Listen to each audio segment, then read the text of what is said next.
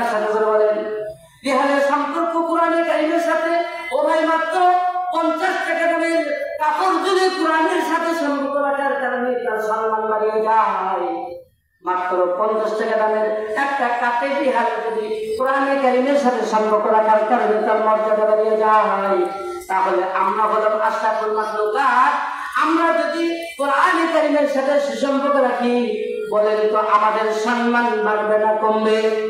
আরো জোরে বলেন, বাড়বে না কমবে? এই জন্য কোরআনে কারিমের সাথে সম্পর্ক রাখা দরকার আছে না নাই? আরো জোরে বলেন, সম্পর্ক দরকার আছে না নাই? এটা কি শুধু নিজেই রাখলে হবে, না নিজের পরিবার পরিজন যারা আছে তাদেরকেও রাখতে হবে? নিজেও কোরআন শিখতে হবে, নিজেও আমল করতে হবে, নিজের পরিবার পরিজন যারা আছে তাদেরকেও শিখানোর ব্যবস্থা করতে হবে, তাদেরকেও শিখাতে হবে। ঠিক কিনা বলেন? শুধু আমরা তো এখন আমাদের ছেলে মেয়েদেরকে সবসময় শুধু বাংলা ইংলিশ এগুলোর কিছু দিই নাকি? আমরা আরবি শিখাইতে চাই না, অথচ আরবিটাই হলো আসল। আরবিটাই কি আসল? ওই যে একটা ছোট্ট একটা গল্প বলি, করেছো এমএ পাস, করেছো বিএ পাস, করেছো ইংলিশে মাস্টার্স, করেছো ইংলিশে ঠুসঠাস,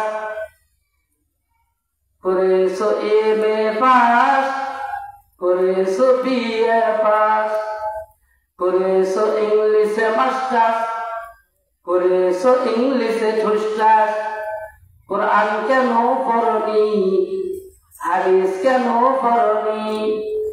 কোরআন করনি, হাদিস করনি, জীবনটা সর্বনাশ। ও তোমার জীবনটা সর্বনাশ, ও তোমার জীবনটা সর্বনাশ। ঠিক কিনা ধরে বলো? আমার বন্ধুরা, আমার কোরআনে কারিমের সাথে সম্পর্ক রাখলে আল্লাহ তাআলা দুনিয়াতে সম্মান দান করবে, মৃত্যুর পরেও সম্মান দান করবে। ঠিক কিনা বলেন? আল্লাহ নবী বলেছেন, قال النبي صلى الله عليه وسلم اذا أوفي الميت في قبره جاء القرآن عند رأسه والصلاة عن يمينه والصيام عن شماله وسائر الحسنات عند رجلين। আল্লাহর পয়গম্বর বলেছেন, মানুষ যখন মারা যায়, মারা যাওয়ার পরে তারা আপনজনেরা যখন গোসল করাইয়া খাটনিতে উঠাইয়া সাদা কাপড় পরিয়া অন্ধকার কবরে নিয়ে যায়। ঠিক কিনা বলেন? অন্ধকার কবরে নিয়ে যায়, নিজেরা আপনজনেরা অন্ধকার কবরে নামাইয়া কবর থেকে লাফ দিয়ে উঠবে, কবর থেকে লাফ দিয়ে উঠবে। ওঠার পরে খাড়ায় বিছাইয়া, চাটাই বিছাইয়া 3 মুষ্টি মাটি দিয়ে সকলে একে একে বাড়িতে চলে আসবে। ঠিক কিনা বলেন? আমার আপনার সঙ্গে অন্ধকার কবরে কিন্তু কেউ যাবে না। যাবে নাকি? কিছু সময় পরে ওই অন্ধকার কবরে মুনকার নাকির আসবে প্রশ্ন করার জন্য। কয়টি প্রশ্ন করবে জোরে বলেন? আরো জোরে বলেন, কয়টি? 3টি প্রশ্ন করার জন্য আসবে। ভাই, যদি আমরা ঈমানদার হই, আমরা মুমিন বান্দা হই, যদি দুনিয়াতে কোরআনের সাথে সম্পর্ক রেখে যাই, যদি দুনিয়াতে আল্লাহর হুকুম নবীর তরিকা অনুযায়ী চলে যায়, তাহলে ওই 3টি প্রশ্নের উত্তর দিতে পারবো। ঠিক কিনা ধরে বলেন? আর যদি দুনিয়াতে কোরআন ও হাদিস অনুযায়ী জীবন যাপন না করে যায়, তাহলে কিন্তু ওই 3টি প্রশ্নের উত্তর দিতে পারবো না। পারবো নাকি বলেন? যাই হোক, সকলে যখন 3 মুষ্টি মাটি দিয়ে বাড়ির দিকে চলে আসবে, অন্ধকার কবরে মুনকার নাকির প্রশ্ন করার জন্য আসবে। মুনকার নাকির প্রশ্ন করতে এসে দেখবে মাথার কাছে সুন্দর একজন যুবক দেখা যায়। কি দেখা যায় বলেন? সুন্দর একজন যুবক দেখা যায়। মুনকার নাকির ডাক দিয়ে বলবে, ও যুবক, তুমি কে গো? এখান থেকে আলাদা হয়ে যাও, মাইয়ের ব্যক্তিকে একা করে দাও, আমরা প্রশ্ন করতে এসেছি। তখন যুবক ডাক দিয়ে বলবে যে মাইয়ের ব্যক্তি আমার বন্ধু হয়, এই মাইয়ের ব্যক্তিকে ছাইরা আমি কোথাও যাব না। যদি মাইয়ের ব্যক্তিকে কিছু প্রশ্ন করতে যাও, দূর থেকে প্রশ্ন করে যাও। আমার বন্ধু এখন আরামের ঘুম ঘুমাইতেছে, আমার বন্ধুর পক্ষ থেকে আমি তোমাদের প্রশ্নের উত্তরগুলো দিয়ে দেব। বলো বলো, কি কি প্রশ্ন আছে? সুবহানাল্লাহ বলেন, আরো জোরে বলেন সুবহানাল্লাহ।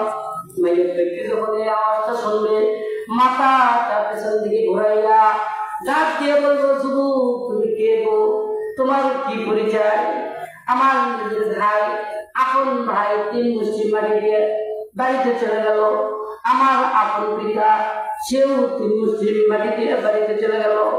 আমার আপন সন্তান যার জন্য বাড়ি করলাম গাড়ি করলাম সেও 3 মুষ্টি মাটি দিয়ে বাড়িতে চলে গেল।